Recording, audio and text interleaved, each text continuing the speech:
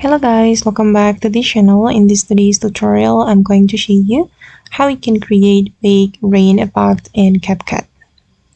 Okay, let's get into it guys. Here I have opened my CapCut application, and as you can see, I have created a project and I have added my video to this project. And I'm going to show you how we can create the rain effect. First of all, we can go to the effect menu right here and then go to the video effect.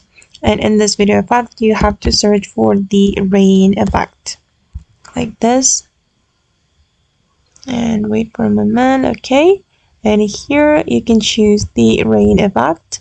Since we want to add rain, I'm going to add it to my video like this, and I'm going to make it align with my video, and this is the final result.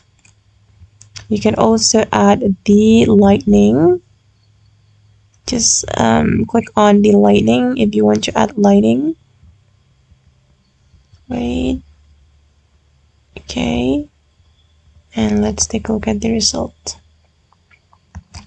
Okay guys, and that's all the way to create big rain effect in CapCut. I hope this video will be useful for you. Thank you so much for watching, and bye.